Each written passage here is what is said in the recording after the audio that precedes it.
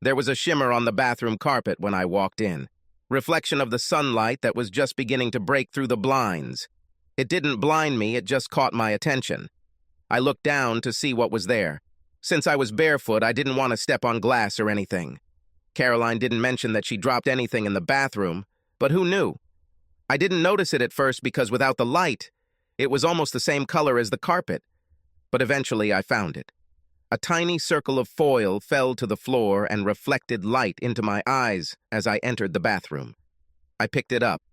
It was the pill strip backing, the little circle of foil that pops out when you squeeze the pill out of the strip. Most of the time it stays attached to the strip, but sometimes, as in this case, it comes loose and falls to the floor.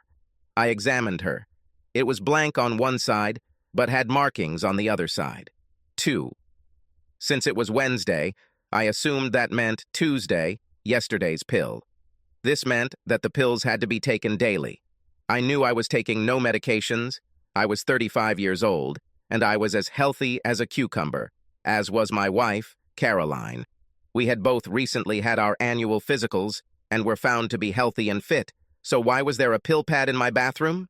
I knew there were several pills to take daily, but one that came to mind was the birth control pill. Caroline hadn't been on the pill, or at least I thought she hadn't, since I had a vasectomy 2 years ago after the birth of our second and last child.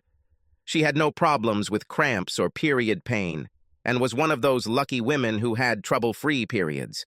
So why pills? I have to admit that my first thought was that she might have some illness that she didn't want to tell me about. For a few minutes, my thoughts went to very dark places, but I again remembered the physical examination and how we showed each other the reports. We were both clean. If the little circle of foil was here, then most likely the pills were here too. I closed and locked the door. Caroline was still in bed and began to search. It took me a while to find them, but eventually I found them. They were buried at the bottom of a box of tampons, in a box of aspirin. When I pulled out the strip of pills, I immediately recognized them as the ones she had been taking before I had the surgery, and even before that, between our children when we weren't trying. Why did she start taking the pills again? I had only one answer to this question. She had sex with someone who could get her pregnant. She cheated on me. Caroline and I were together for 9 years. I had just graduated from university and was studying to become an engineer, and she was working as an assistant. We met at a bar, and although we didn't hit it off right away, there was enough interest for her to accept my invitation to dinner. Caroline was tall, only a couple of inches shorter than my 5'10". She was a former athlete and retained an athletic build, a thin figure and small breasts. Her ass, by far my favorite part of her body, was simply amazing. We courted for about a year and then got married when I was 26. Our 2 children were 5 and 2 years old, and I had surgery to prevent any further accidents. 2 was our limit. We had the perfect set. James was born first and then Sonia. I had an impeccable family, or so I thought. Caroline returned to work, taking maternity leave for each of her children, not wanting to leave the job she loved. We had an au pair who came to look after the children during the day and went home in the evening. She cost almost as much as Caroline made, but Caroline didn't care. She just wanted to leave home and work at a job she loved. I worked with a couple of buddies, creating an engineering firm between us. We were never rich, but we all had a very good time. I cleaned up the bathroom, put her pills back, and decided I needed to think about it. There was no point in confronting her now. I needed a plan. I needed proof. What happens after this? I had no idea.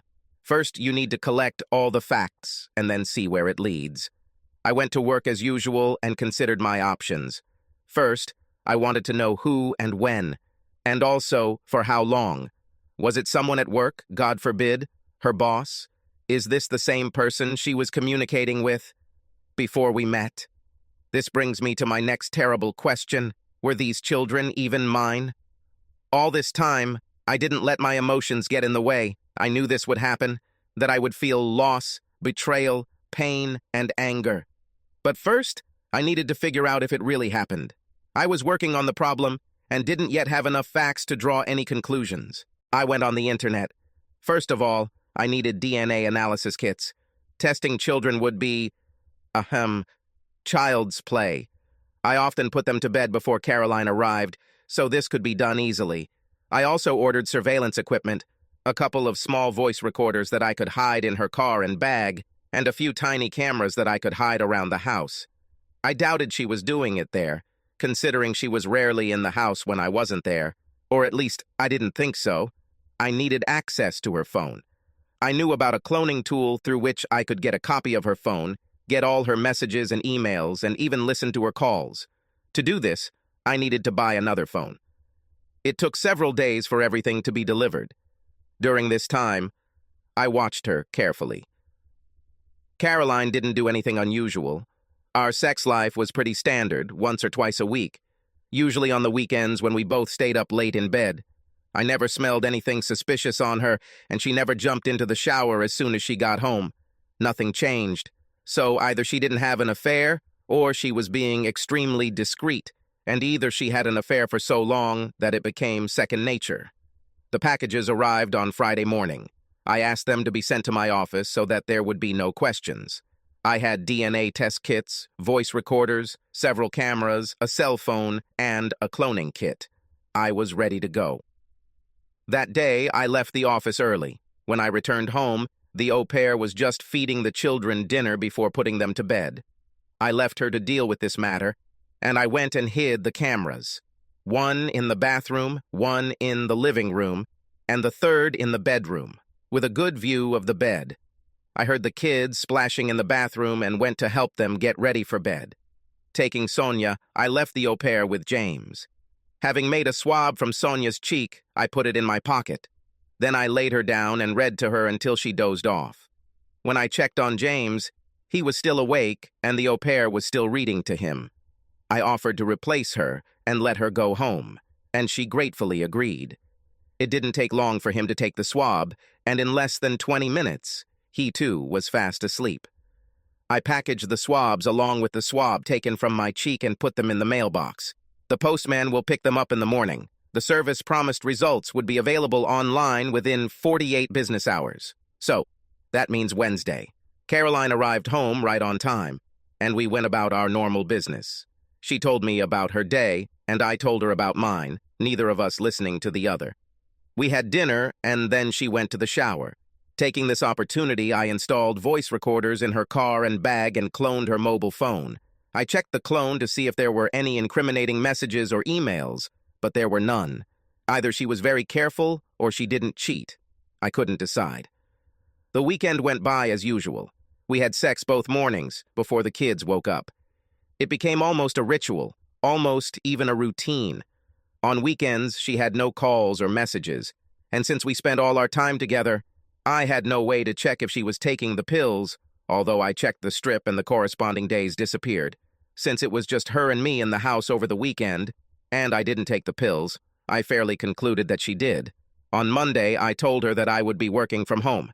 She went to the office, and I took the opportunity to take out the flash drives from all the cameras and check them. The bathroom camera confirmed that she had, indeed, taken the pills. But the real surprise was on the bedroom camera. On Saturday night, while I was preparing dinner, she took a shower. In the bedroom, I saw her using her phone to text someone.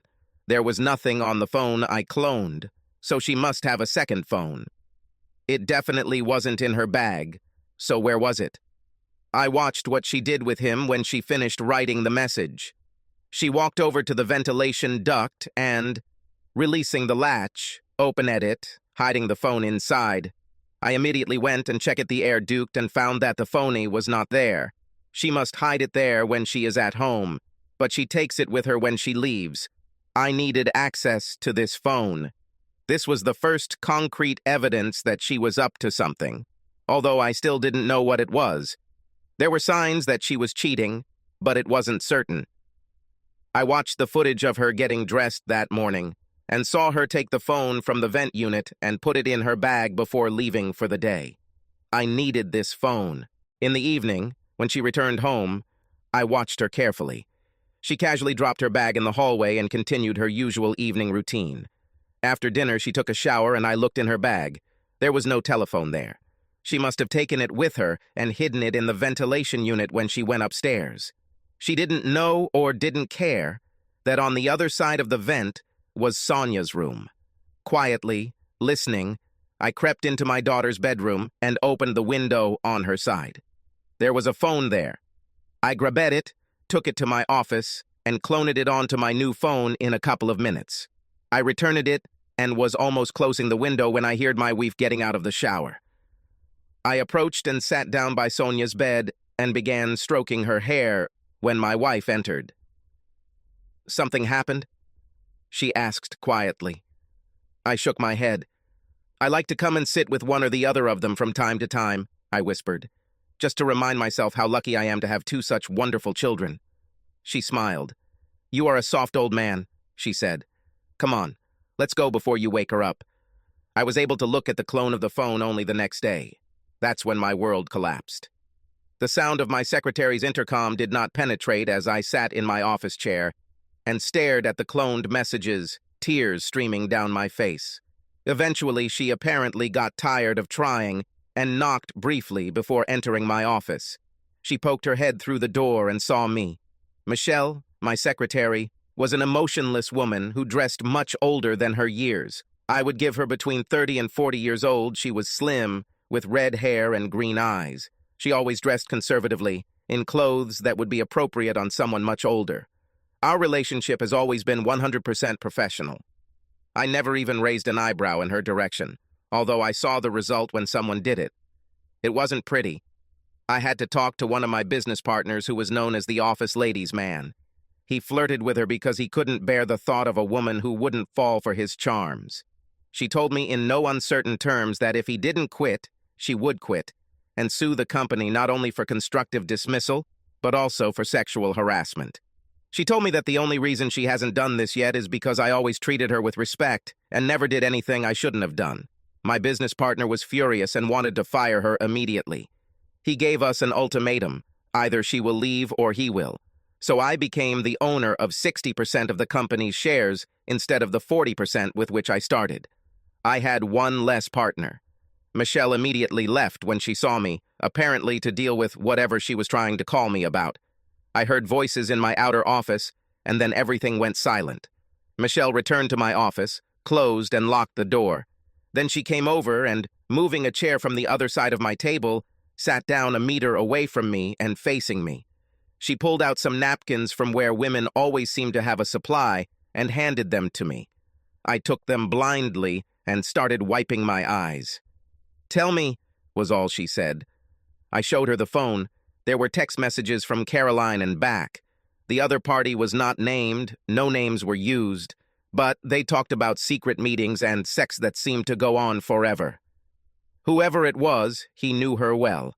Talked about things that only I should know about the small mole on the inside of her thigh, about the cute sounds she made during sex. There were other details that only a lover could know, and not just a casual lover, long-term lover. I was never mentioned in any of the texts. It was as if I did not exist. There was no, "Did he get out of the way?" or "He said or did this or that." I simply wasn't there. There wasn't even an extraneous thought. "Do you know who?" she asked, still being businesslike. I shook my head. "How do you know?" she asked. I told her about finding a small silver bookmark on the bathroom floor, then about the pills. The story just flowed like a river. The whole time I was talking, she just sat and looked at me. After a while, I realized that she was holding my hand. This was the first time, I thought, that we had actually touched each other. "You need more information," she said. "The children's DNA will be obtained on Wednesday. Can you hold out until then?" "I don't know," I said. She nodded. "Our producers in Portland need to see you urgently," she said. "I booked you a ticket for the next flight. You'll be back on Thursday." "I can't think about it now." "That's what you tell Caroline," she said. She took my phone, typed a text message, and sent it to Caroline. "Something happened in Portland. We need to go and figure it out. I'll be back on Thursday. Love you." The answer came almost instantly. "Okay. Let me know you got there. I'll see you when you get back." She looked at the phone for a second, her lips curling. Then she gave me my phone back and took out hers. "Lorraine," she said. "Michelle." "Yes, thank you. When are you free this afternoon?" Great. See you then. Go get yourself in order, she told me in a businesslike manner. The tone of voice and the fact that I was almost conditioned by her to do what she told me in the office meant that I did just that. It was actually nice not having to think. Postponing decisions and plans for someone else. When I came out of the bathroom, she was holding my jacket. "Where are we going?" I asked. "You have an appointment with an old friend of mine," she said. I just went. Lorraine turned out to be Michelle's best friend and also a divorce lawyer. She was apparently working on Michelle's divorce when she discovered her husband was cheating on her with one of his employees. Michelle explained the situation to Lorraine, and I watched in almost a state of stupor. This didn't happen to me. Lorraine has obviously seen this many times in her career. Once she had all the facts we had, she turned her attention to me. "Gary," she said. It wasn't me. She was talking to someone else. I felt pain in my cheek. Michelle slapped me. I woke up from surprise. I saw shock and amusement in Lorraine's eyes, but they quickly disappeared when she looked at me. "Gary?" she asked. I nodded. "Do you have any ideas what you want to do with this?"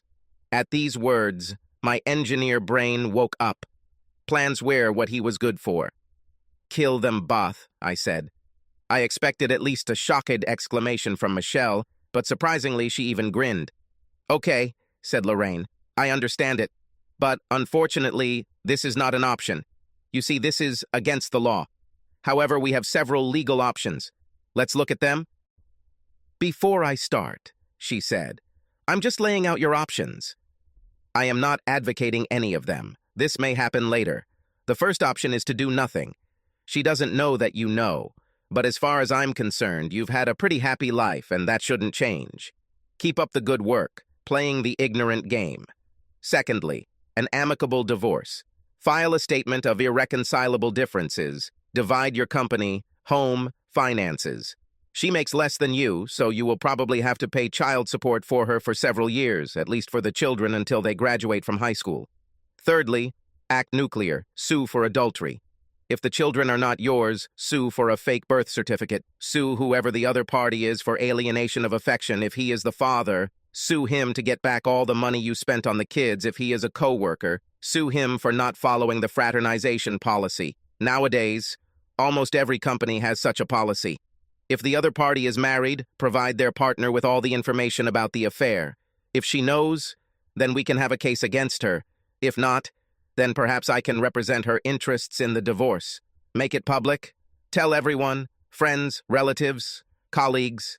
If she is a member of any societies or church groups, tell them too. Humiliate her with all your might. We need to protect your assets, sell your share of the company into an offshore trust, mortgage the house, take whatever you can, take the cash along with the money you get from the company, cash out your 401k, and throw a party in Vegas. My thoughts raced through my head like a whirlwind. I instantly understood what she was saying. Option 1 was not an option. I was no one's willing cuckold. I've been a weak-willed, unconscious cuckold for too long. Option 2?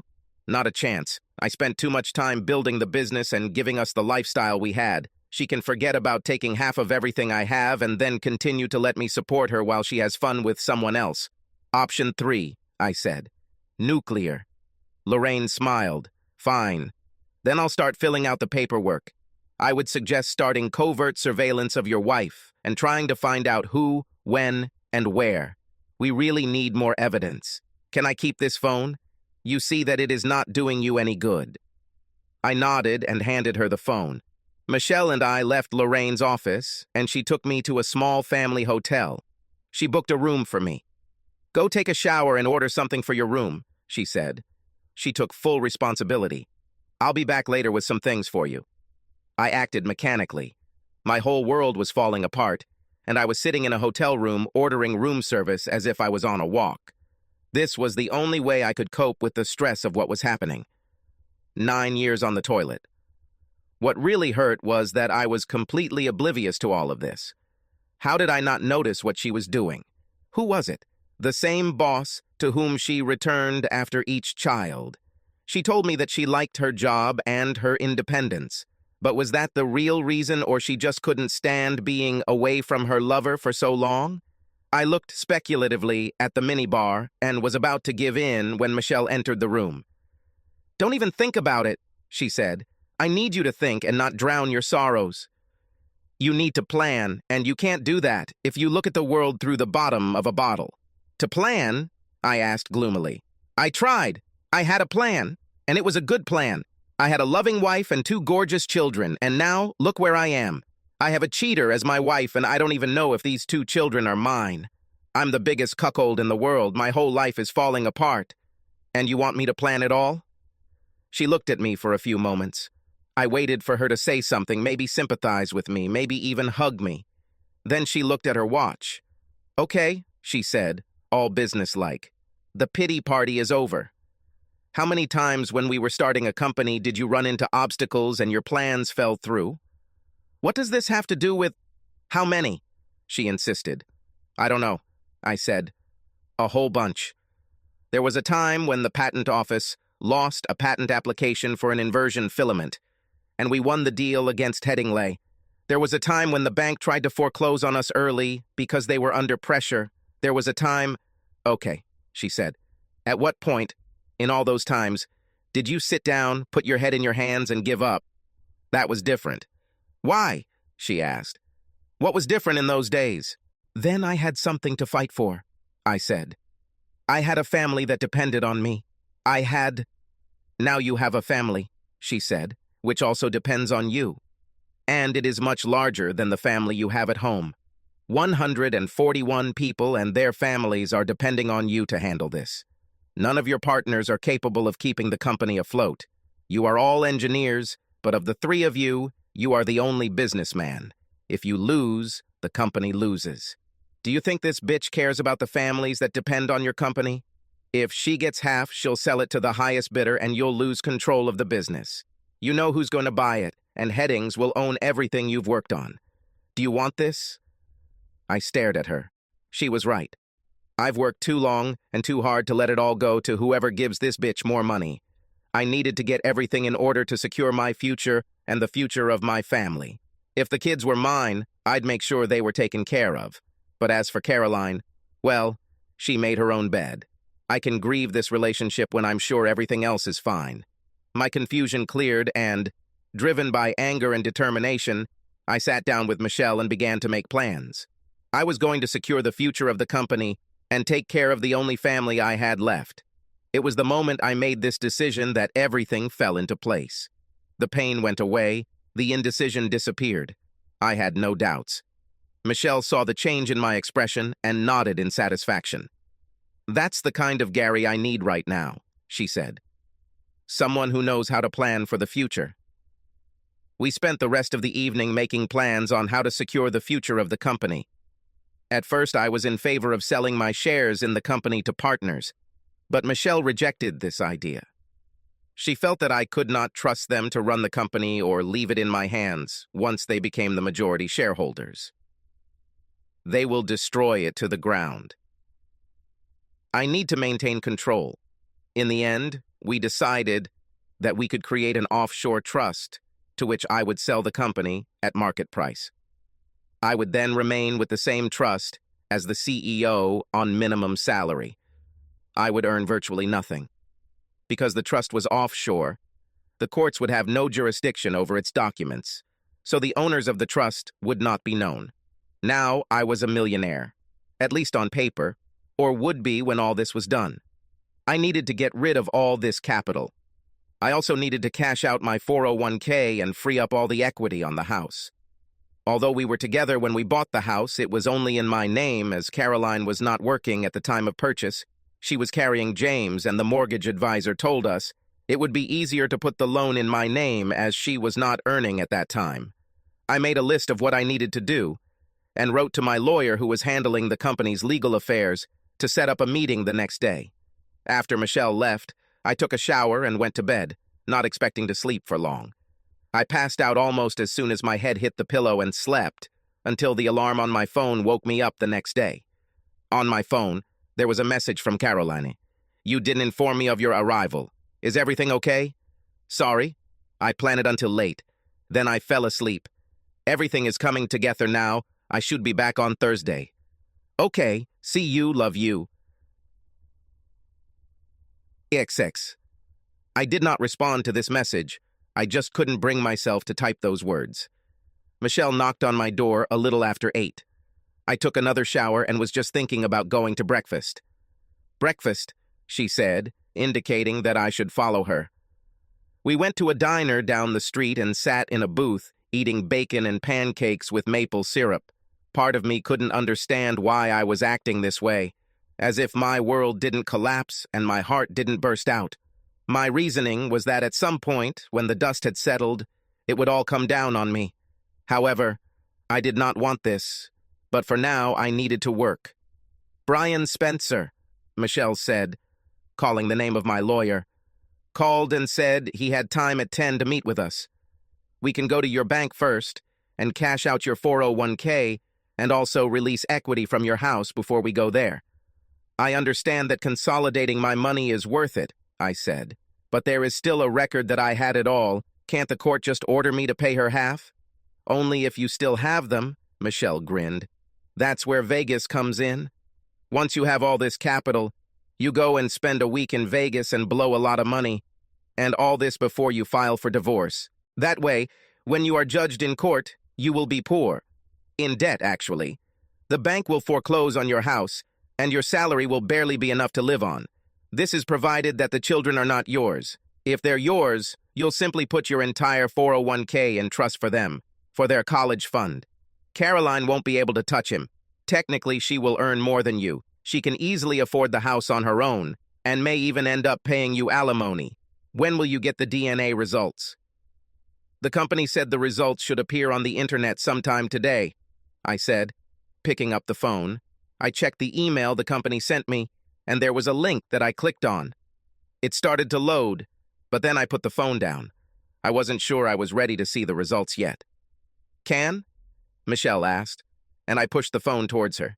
She took it and looked at the screen, scrolling up a few times. I watched her face, looking for clues, trying to guess from her expression what she might say. She looked up from the phone. The results are not ready yet, she said. According to the tracking data, they should be received within the next 12 hours. I let out a breath I didn't even know I had. Let's go, she said, getting up. The bank should already be open. Freeing up equity in the house and cashing out my 401k took surprisingly little time. I closed all of our savings accounts, including our children's college funds, and transferred the money to an account I opened in my name. The only account I left alone was the joint account we use daily. In any case, there was less than $10,000 in this account. My lawyer stuck a huge paddle into our plans, but if it can be done in a good way, he did it. You are forgetting one thing, he said when we outlined our plan to him. You have a marriage contract. I have? I was surprised. I had no idea. That was a condition of the partnership agreement when you started working, he reminded me. All partners were required to enter into a prenuptial agreement that would protect the company in the event of a breakup. It only applies to the company, but it does not have any rights over the assets of the company. For divorce purposes, you are an employee of the company, and therefore, at best, it can claim your salary and 401k. That's all. What I would suggest, he said, and I don't mean to say anything bad about your divorce lawyer's plan, is to use all the equity you have freed up from the house and 401k and invest in the company. Buy out one of your partners. I know that Robert hinted at a desire to make money. You don't have enough funds for this, but you could take out a loan from the company pension fund to make up the difference. Payments will be made from your salary, which means your income will be much less when you are assessed for assets. And since everything else will be tied to the company, it is sacrosanct. Your credit rating will take a hit when the bank forecloses on your house and you'll lose half of everything you have left in the bank. But other than that, she won't get anything. We can make your salary less than hers, so she may even end up paying you child support. What can I live on? I asked. If my entire salary is tied to loan payments, I will still need somewhere to live and eat. Not to mention that I have 2 more children. And I paused. At least I think. Let's wait with the children, he said. Have you already decided what to do if they are not yours? Will you still be involved in their lives? I don't know, I said. It's too terrible a thought to think about. I'll have to wait until I know for sure before making such decisions. Don't forget about the other parts of your plans. Regarding the other lawyers, he reminded me. I'm willing to bet you get enough money from the lawsuit against her company to pay off the loan and get back to getting a full salary when this is all over. Not to mention demanding back the expenses from the father of the children if it turns out that they are not yours. Since this will occur after the divorce, it will not be considered part of the settlement agreement. Could you contact Robert on my behalf and see if he is interested in selling? I'm not sure I'm capable of that right now. He nodded. I'll call him and then let you know. We shook hands and left his office. I felt relieved as we left the building. Plans began to come together, which always gave me a feeling of deep satisfaction. Then I remembered why we made these plans. My relief disappeared, and I felt an emptiness in my chest. We were sitting in a diner having lunch when I dared to look at my phone again. Once again, I couldn't bring myself to do more than click on the link in the email before handing over the phone to Michelle, and again, I watched her face, waiting for the reaction that would tell me whether I had become a father or not. I'm so sorry, Gary, she said softly. This was the most unbusinesslike answer I have ever heard. She handed me the phone, and I read the results myself. Neither child was biologically mine. Although they had the same father, it just wasn't me. The double whammy of losing both my children was replaced by the rage I felt at the betrayal. Not only did she pass these two children off as mine, but she also convinced me to have a vasectomy, which meant I could no longer have children of my own. Gary, Michelle snapped, bringing me back to myself. Now is not the time or place. Keep calm. We will get through this, I promise. I took a few deep breaths, suppressing my anger. I really wanted to cause serious physical harm to someone. I even thought about hiring a hitman to kill the bastard who fathered the children who were supposed to be mine. Michelle pulled herself together again and led me out of the diner. Lorraine called, she said. She wants to see you. And we headed to Lorraine's office. Lorraine looked gloomy when we entered her office. I have a preliminary report from a private investigator, she said. Obviously, Caroline wasted no time. Last night a man came to your house and stayed the night. We couldn't look inside. I have cameras installed in the house, I said. I can go swap the flash drives and we can see what happened. Okay, she said. Go ahead and do it now, and then we can make a plan. I'm guessing the information on these flash drives will be important. There will be an au pair there, I said. I can't go back. It is believed that I will be out of town on business. Lorraine checked her phone. The au pair is at the play center with Sophie and James, she said. I'll keep an eye on her and let you know if she comes out.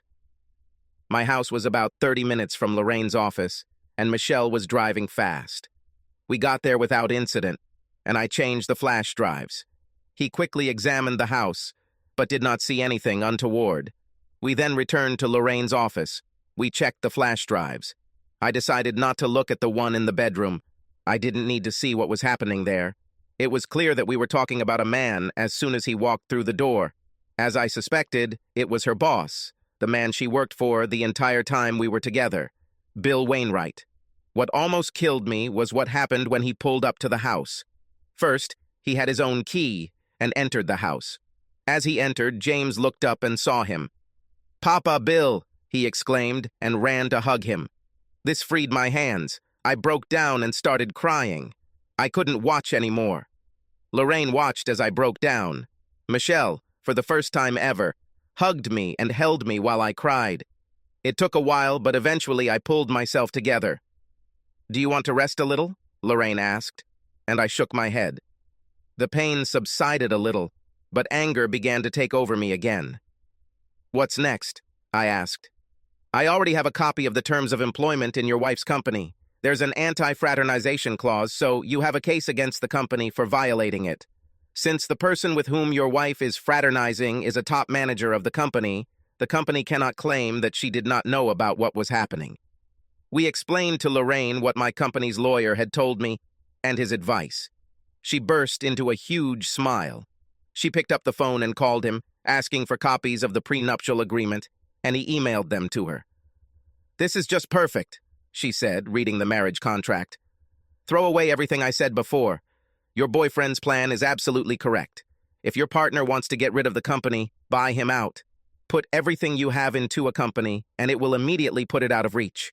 We can sue her company for failure to comply with a court order, him for alienation of affection, her for making a false statement on her birth certificate, and both of them for money spent on the children so far. The deduction for medical bills for childbirth alone is a significant amount. It all depends on whether Robert wants to sell, I said. I guess we'll have to wait until he comes with an answer. Michelle drove me back to the hotel, and I went up to my room. I was just about to sit on the bed when there was a knock on the door. I opened it and saw that she was standing in the corridor. "Let's go," she said. "You can't stay here." "What?" I asked. "Why?" "Because you can't be alone," she said. "You will only brood or attack the minibar. I want you where I can look after you." While she was talking, she collected my few belongings. She took me by the hand and led me out of the room, then examined me and led me to her car. "Where are we going?" I asked, finding that I didn't care. "To my house," she said. "I have a spare room that you can use." "But," I began. She turned her head and looked at me. I fell silent. I had never been to Michelle's house and was surprised to see that it was almost the same size as mine. Our house had 2 floors, while hers had only 1 floor. She led me into a room with a bathroom. "Take a shower and change," she ordered. "Dinner in 30 minutes. We ate dinner in silence. I suppose it was delicious, but I didn't taste it.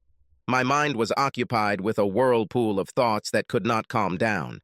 I was furious, but I couldn't find the strength to express it. I was devastated, but couldn't find the strength to worry. All I had enough energy for now was to implement my plans. I was on autopilot, my destination was set. I was just wondering what to do after eating when the phone rang. I winced and hoped it wasn't Caroline. It wasn't Caroline. "Hello, Robert," I said languidly. "Why?" That's all he asked. Robert and I have been friends since university. We studied together, and it was the project we worked on together that gave us the basis for starting a business. At first I got most of the company because I had more capital to invest than he did. "Caroline is cheating on me," I said, my voice wooden. "All this time." "All this time?" he said incredulously. "Do you mean none of the children are mine?" I told him. There was silence on the other end of the phone. "So you want to tie all your assets to the company and hide behind a prenuptial agreement?" he asked. Either Brian Spencer, our lawyer, explained everything, or he understood the partnership agreement much better than I did. "I want to keep 5%, he said, "and stay with the company as a consulting engineer. I will discuss the details with HR. The rest is yours." "Okay," I said. "I'll ask Brian to prepare the documents." "Gary," he said after a moment, "I'm really sorry. I know it doesn't feel that way to you now, but it will get easier later. I promise. I've been almost where you are now, and it's really getting easier." Only then did I remember that he got divorced about 4 years ago. I didn't know the details because even though we were friends, he was a very private person. I just knew it wasn't very nice. So he remembered the marriage contract. He used it himself. The next morning, Michelle woke me up with a cup of coffee. "Let's go," she said. "We still have a lot to do." The first thing we did was go to Brian Spencer, the company's lawyer. He had already prepared all the documents for my buyout of Robert, and we completed the entire transaction in less than 30 minutes. I gave him everything I took from my home, my savings, and my 401k. I also had to take out a loan against the company pension plan for the remaining amount. Now, at least on paper, I was about $1 million in debt. My salary was almost halved because the benefits were taken out before taxes. Then we went to Lorraine's. I showed her all the documents for the deal, and she was delighted. "This is perfect," she said. "I'll draw up the documents today, and we can submit them on Monday if you want. We will serve it to him, her, and company at the same time. Where do you want her to be served?" "Where it will cause her maximum embarrassment," I said. "If you could do it through a billboard at the Super Bowl, I'd gladly pay for it." Lorraine laughed. "We'll serve her in the office," she said. "On Monday at 10 in the morning, provided that the papers go through the court before that time. If I send them today, I should have them tomorrow afternoon." I nodded. "So what now?" And I looked at Michelle. She ran things. "Now," she said, We have 2 more stops before you go back to the office and pretend you just got back from fighting a fire in Portland. Do you think you can hold out at home until Monday? I think I'll have to, I said. No need to guess, she said. Tell me what is needed to help you hold out until this time. I don't know, I said. Any good news? She smiled at me. Then let's go, she said. To my surprise, we stopped at the medical center, where I had all my checkups and where I had the procedure. That meant I would never be a father from now on. What are we doing here? I asked. Did you want good news? She said. Let's go. I followed her into the clinic and stood aside while she walked to the reception desk. The administrator nodded and motioned for us to sit down. We sat down. Less than 2 minutes later, my doctor came out and invited me into the consultation room. I looked at Michelle, who made no move to follow me. Please, I said, and she nodded and followed me. Dr. Harrington made no comment about my secretary's involvement in my consultation. He knew who she was and that she was not my wife, since he was both my doctor and Caroline's doctor. Why I asked my secretary to come with me was my business, not his. Gary, he said, I understand that you wanted to ask about vasectomy reversal. My eyes widened. Is this even possible? I looked at Michelle. There was a tiny smile on her face. Yes, it is possible. Of course, said Dr. Harrington. Since your vasectomy was performed 3 years ago, the success rate for reversal operations is about 95%. The surgery is a little longer than the original one and involves general anesthesia. But I'm confident you'll be able to father children again once we're done. And again, my eyes filled with tears. I still had a chance to become a father. It meant surgery, but it was a small price to pay for being able to have children of my own. I had no idea who I would have children with, but at least it was possible. I know it's hard to accept, the doctor said. Here is information about the operation and its cost. Unfortunately, it will not be covered by your insurance. If you would like to proceed, please let me know and we can schedule you for testing. Thank you, doctor, Michelle said, standing up and taking the information from him. We'll be in touch. Standing up, I also allowed her to lead me out of the clinic and towards her car. Is this good enough news? She asked, smiling softly at me. In an impulse, I hugged her and pressed her to me. Thank you, I said, burying my face in her hair. Then I realized what I had done. I instantly let go of her and stepped back. I'm so sorry, I said. Gary? She said softly. Everything is fine. We got into her car. One more stop, then back to the office, she said.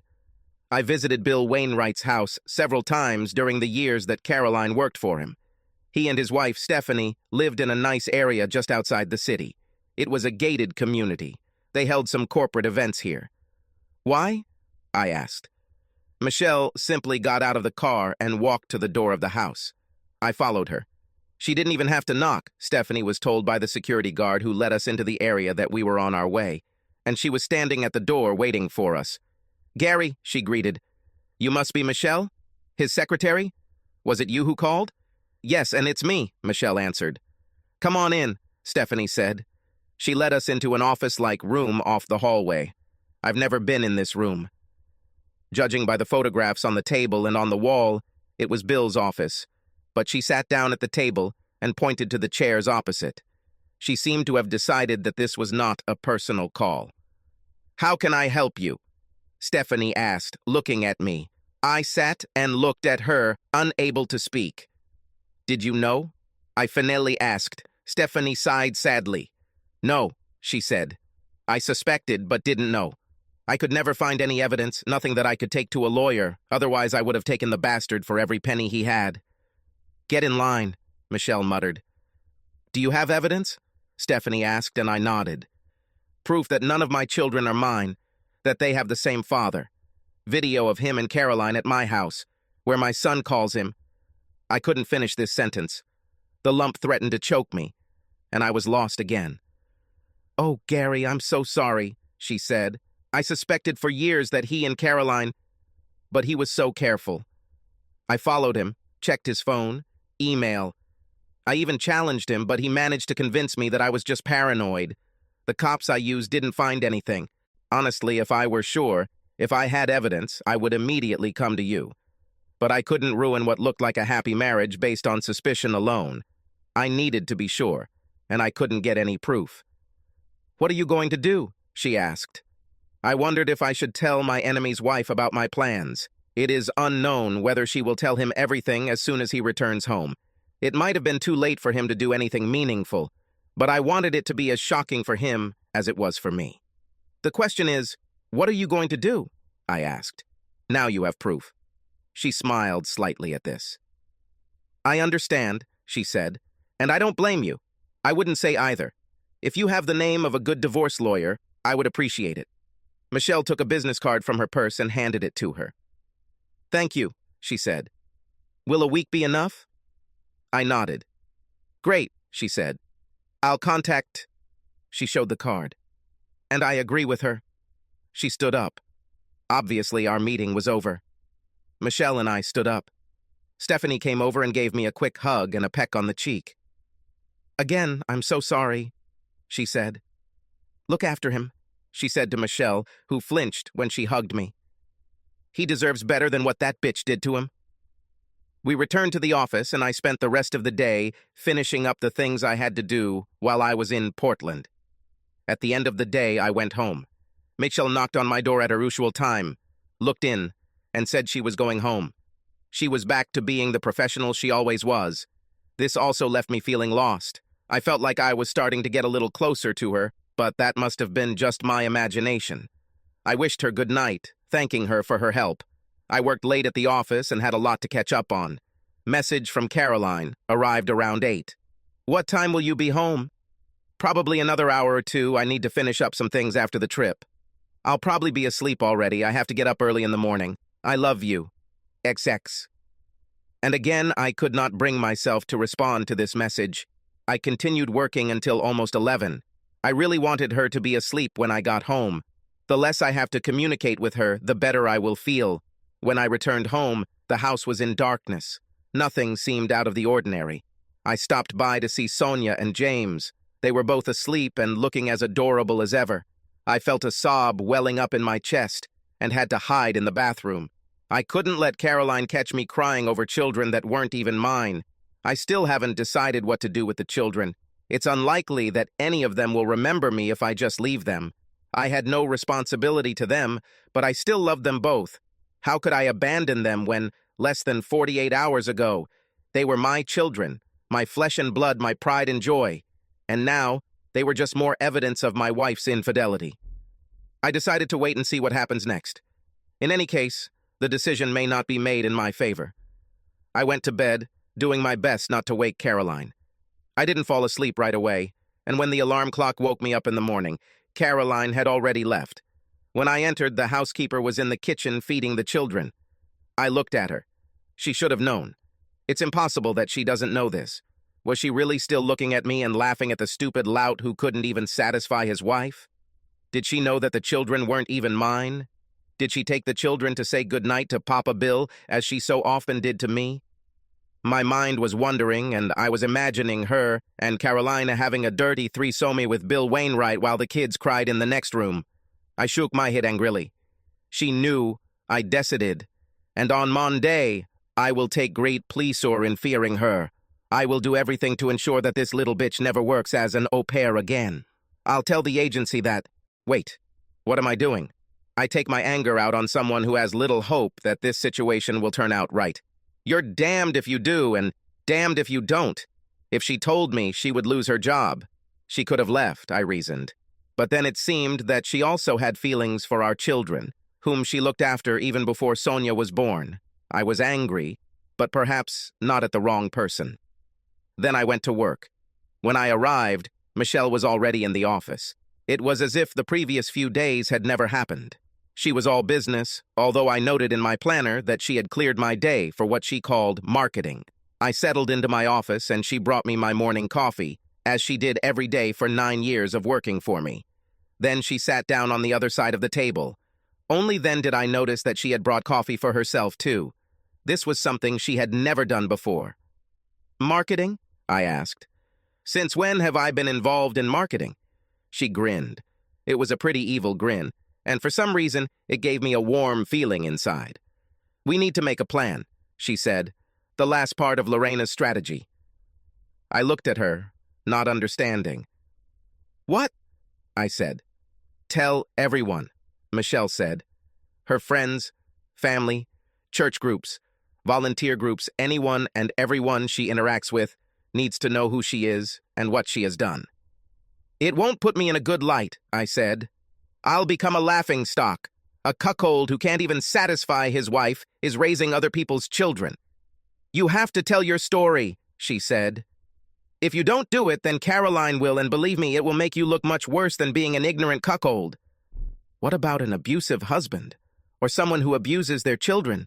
People will believe this crap, and when we nuke her, she'll respond with everything she's got. Speak up first, and people will be less likely to believe any counter-accusations.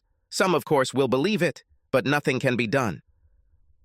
Michelle put together a media package containing all the evidence of Caroline's infidelity. There was a private investigator's report, a copy of the DNA report, showing that I was not the father of my 2 children. There were copies of videos taken in my house, including the one of James greeting Bill, and videos from the bedroom that I had not seen and did not want to see.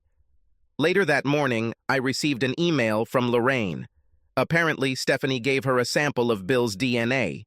She checked it against the DNA test I received, and it turned out that he was definitely the father of both children. I paused. Children? I thought. Suddenly, I stopped thinking of them as my children. We included this new information in a package and prepared them for submission. They will be sent to Caroline's parents, my parents, and Caroline's brother and sister, who I was very close to. Electronic copies will be sent to all her Facebook and LinkedIn contacts, as well as anyone else I can send them to. Those addressed to our immediate family, I paid a courier company for delivery at 10 in the morning on Monday, the exact time the balloon was supposed to rise.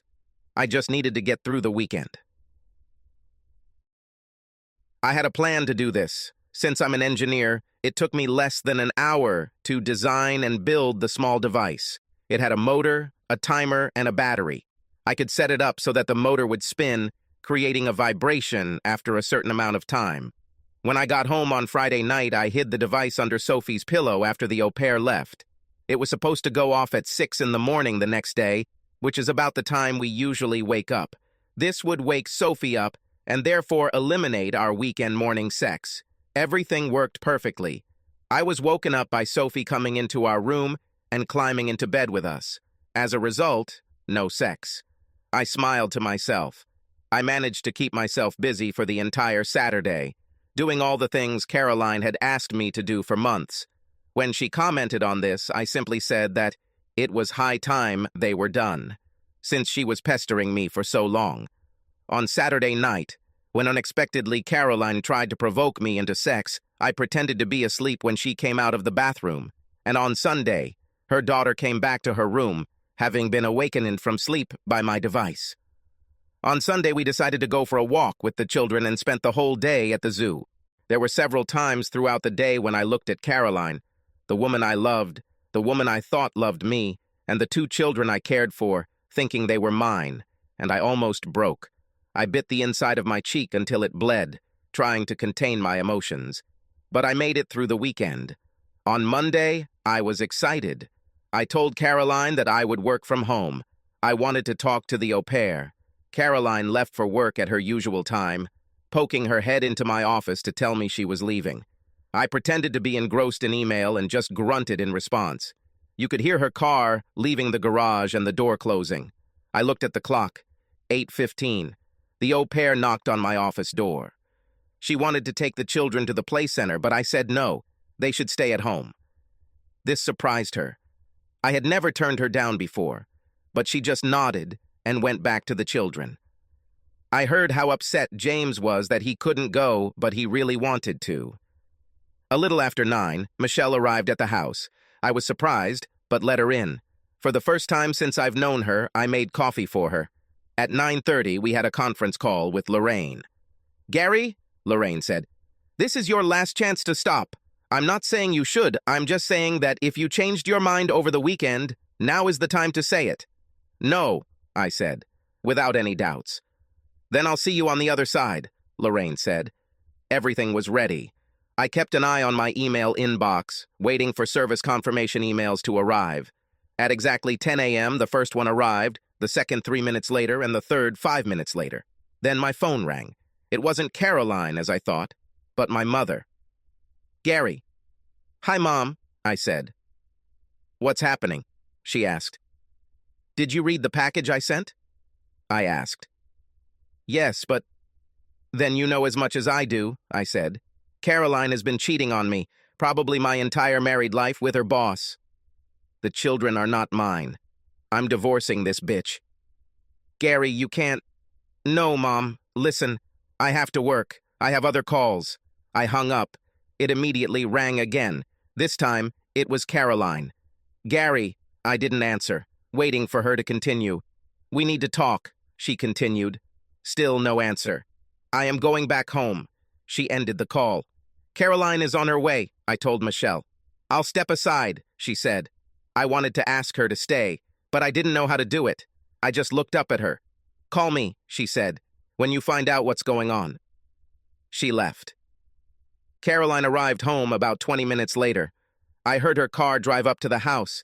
She didn't even bother going into the garage. I didn't know what to expect when she walked into the house. I didn't know whether she would come in armed or slip away with her tail between her legs. Anyway, she came into my office and sat down opposite me at the table. Gary, she began. Not interested? I interrupted her. But, not interesting, I said. You don't even want... No, I said. I don't want to hear a single word from your mouth. You lied to me for 9 fucking years. Neither child is mine, but you convinced me to get a vasectomy while you were still on the pill so you could continue with Daddy Bill. At these words, her eyes widened. So no, Caroline, I continued. I don't care what you have to say. My lawyer card is in the package you received when you were served. If you have something you think I should know, talk to her. What about the children? She asked. What children? I answered. I don't have children, and if it were up to you, I would never have them. I would ask why you did this to me, but I don't want to hear another lie. I'm not interested in your excuses, justifications, or reasons. I want this to end so I can pick up what's left of my life and move on. I called the au pair into the room. She could hear me because my office door was open, and she was only in the next room. You're fired, I said, immediately. Leave immediately. What? She said. Why? Because you covered for her, I said, pointing at Caroline. You knew she was having sex with her boss, and I don't know if you knew the kids belonged to him and not me, but you definitely knew what was going on. I have video evidence of you talking to Bill about children. Get out. Gary, Caroline said, you can't fire her. I pay her salary. The au pair looked at Caroline with a look of gratitude in her eyes. Okay, I said. I have already contacted the agency and informed them that you were complicit in an extramarital affair and agreed not to take any action against their company if they remove you from their register. So if Caroline wants to keep you, she will not only have to pay you, but also take care of all the other things like taxes, vacation, pension, sickness, not to mention insurance. The au pair's face lost color. Not only did she lose her job, but she was removed from the agency's books. This would make it almost impossible for her to find other domestic work. The agencies talked to each other. Now get out, I said, and she ran away. Did you have to do this? Caroline said. She shouldn't have. You started talking again, I said. I told you I don't want to hear it. What I want is for you to get your things, get your kids, and get out of my house. This is my home too, she said. According to the documents, no, I said. It is registered in my only name. So until the courts rule otherwise, get the hell out. She jumped slightly when I shouted. James entered the room. Mommy, he said. Sonia fell. Caroline, with a stunned expression on her face and tears running down her cheeks, stood up and walked towards her daughter. I closed my office door and stayed inside while she packed her things. A few minutes later, she returned, holding Sonia in her arms. Are you going to say goodbye to Sonia? Not this, I said. She is not my daughter and he is not my son. Take them to Papa Bill and let him take care of his children. They have nothing to do with me. Gary, Get out. She heard the front door close, and a few minutes later, her car started up. She is gone. I released the breath I had been holding for what seemed like an eternity and crashed to pieces. I didn't hear the door open, and I jumped when a pair of arms wrapped around me, and I fell with my head in my hands. I looked up and saw Michelle holding me. She pulled me to her and hugged me as I sobbed. It took me a while to pull myself together again. I just threw away 9 years. My marriage, my children, my life are gone. I really didn't want to look at the world anymore. Michelle took matters into her own hands again. Let's go, she said. Lorraine said it would take Caroline about 4 hours to get an emergency warrant to occupy the house. Because she has children and this is a matrimonial home, she will be back. Do you really want to please her by throwing you out of your own home? We collected some of my clothes and all the important documents. I had to figure out where to stay, but I loaded my car in Michelle's car with my things and left. We first went to the office where I was serviced later that day. Lorraine called me to wait for the presentation. There was not only an order to occupy the house, but also a restraining order, meaning that I was forbidden to come within 100 meters of the house.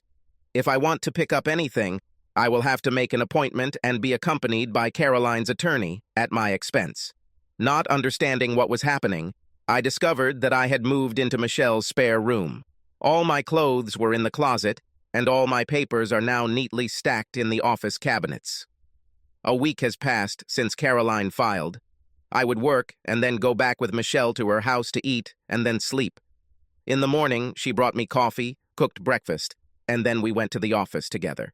It seemed like nothing had changed between us. She was still all business, and other than a hug when I broke down at home on the first day, I never smiled at her. However, I had nothing to smile about anyway. On Monday morning, we had an appointment with the lawyers for the company that Caroline and Bill worked for. I didn't know the details, but apparently we filed a claim for an amount that the company couldn't afford. They had insurance, but the maximum amount was $1 million, and we were filing a claim for much more than that. Their lawyers were businesslike. Lorraine, my lawyer, grinned like a Cheshire cat. What needs to be done? Their lawyer asked. For you to agree to this? Immediate and permanent dismissal with loss of pension of the senior member, Lorraine replied, and also an obligation to keep Caroline on staff for at least 3 years and $1.5 million. I wasn't really listening as they exchanged words. In the end, they agreed to all of the above, but I would only get $750,000. This would at least pay off some of the debt I had to the company pension fund. All this will be paid after the divorce is finalized, said Lorraine. They nodded. They understood. Lorraine stayed with us at the next meeting. It was a meeting with Bill Wainwright's lawyers. I left their office $500,000 richer. Now I had enough money to completely repay the pension fund loan, and at the same time, I still had a small amount left on hand. Or I would have done so after the divorce. My last meeting of the day was with Caroline's lawyers. Carolina was in the office with them, but didn't look at me when I entered. Michele was with me, as was Lorena. This accounting in the divorce petition is simply ridiculous, Caroline's lawyer began. Your client is the main shareholder and CEO of a company whose value, according to recent estimates, is about $20 million. Not to mention the assets in the house, savings, and 401k. I suggest... Let me stop you there, Lorraine said, taking a sheaf of papers from her briefcase. According to the prenuptial agreement signed by all parties, the company is not subject to divorce. My client recently made a significant additional investment in a company that took most of his savings, his entire 401k, and his home equity loan. He also had to take out a loan from the company's pension fund. One of the partners wanted to get rid of the company, and it was important that the shares did not fall into the hands of a competitor who had been trying to take over the business for several years. Because the pension fund loan means he is now on a reduced salary. He is now being paid less than your client, and I will be asking the court to enter into some kind of maintenance agreement so that he can tide him over while he finds himself. What about the children? Asked her lawyer. There is DNA evidence that these children are not his, Lorraine said, that she deliberately falsified birth records to list my client as the father with the intent to defraud. In addition, and this is a separate issue, we are seeking to recover damages for serious assault when she knowingly persuaded him to undergo surgical sterilization, which he agreed to under the belief that he was the father of the children. The alternative is for your client to sign the divorce as is, pack up her belongings, and leave the marital home in his hands. She will receive half of the joint account, the balance of which at this time is $9,443.15. The lawyer looked at the papers, at the marriage contract, and then at Carolini. For the first time, she looked at me. "Gary, please," she said. 9 years, I said. 9 fucking years. You lied to me for 9 years, day after day. You have nothing to tell me that I want to hear." Caroline looked at her lawyer and nodded. She signed the papers. "I wasn't there when she left the house. I just received a letter from her lawyers saying the restraining order has been lifted and the house is now mine. I can return to the house any time. I thought about it but decided against it. Instead, I put the house on the market. It didn't quite match the amount I owed the bank, but I made up the difference and the bank walked away happy. 2 months passed and I was still living in Michelle's spare room. After our divorce, Caroline moved in with her parents. Despite all the evidence I provided, they were firmly on her side and would not talk to me. For me, it was not a loss. For some reason, Stephanie did not divorce Bill as she promised. I didn't know why, and I didn't want to find out. Because he lost his corporate job and pension, they had to sell their house in the gated community and move into a small apartment. Bill still had connections and skills in the market, so he was able to find a reasonable job and earn a living, although not as much as before. I don't know if she and Caroline met. I haven't seen her since that day at her lawyer's office and had no interest in doing so. I was sitting at my desk at work when Michelle knocked and entered the room without waiting for an answer. "Bill Wainwright is dead," she said without preamble. "What?" I asked it. "How?" "Apparently, Stephanie caught him with Carolini again," she said. "She shot him." I leaned back in my chair, a huge grin on my face. I tried to remove it, but couldn't. "Nothing could have happened to a nicer guy," I finally said. Michelle laughed. "I'm angry?" I asked her. "Because I'm happy about this?" "Not at all," Michelle said. "This bastard got what he deserved. By the way, this just arrived." She placed an official envelope on my desk. I looked at him in awe. We both knew what was there. I took it and opened it. "That's all," I said. "I'm finally a free man." "Finally," Michelle said. Then she did what I least expected. She kissed me. It was not a peck on the cheek or even on the lips. It was a full-fledged kiss with tongue, lips, and curling fingers. When she finally released me, I sat back in my chair, gasping, startled, and tense as the mainmast of a T-clipper.